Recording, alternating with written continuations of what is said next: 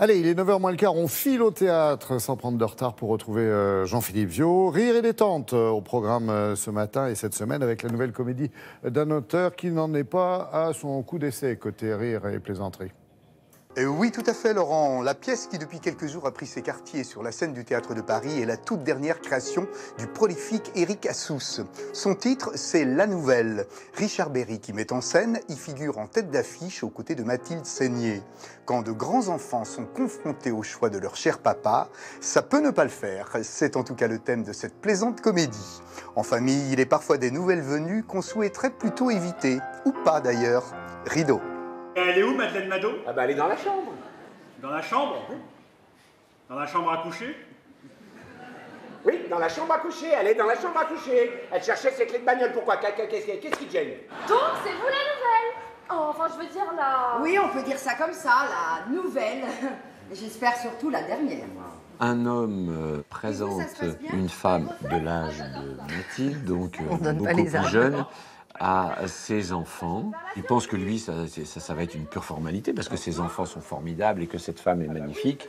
Et en fin de compte, c'est pas du tout comme ça que ça va se passer. On s'est rencontrés parce qu'elle est médecin.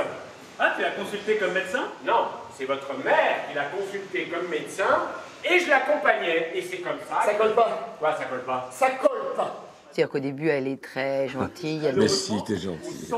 Non, mais il y a beaucoup de moi dans tout, même le côté gentil ou le côté plus autoritaire. Mais elle a le trac, elle pense à l'inverse de Simon, que ça va très mal se passer. Je suis le seul concessionnaire dans le coin. Tu lui as fait cadeau ou tu lui as fait un prix? C'est bizarre, un cabriolet. Bizarre. Pour un médecin, normalement, ça roule dans une voiture couverte, un médecin. Alors ça s'appelle un préjugé.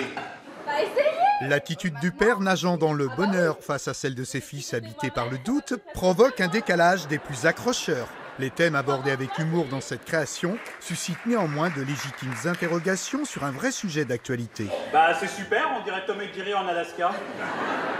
Il pense que voilà, il a élevé ses enfants comme un bon papapou, je pourrais dire.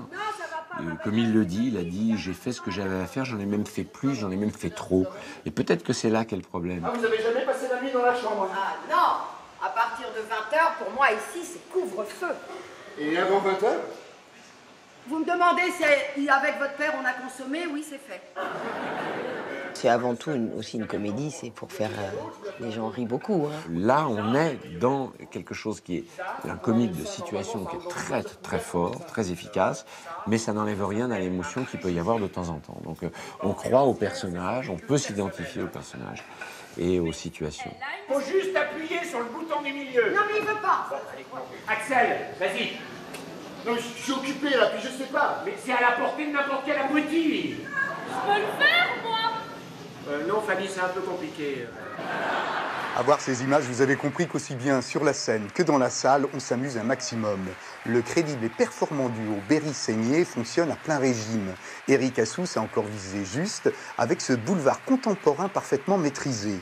Actuel et parfaitement plausible, cette histoire pleine de rebondissements et de surprises est à voir sans problème, en famille bien sûr, pour passer une agréable soirée au théâtre.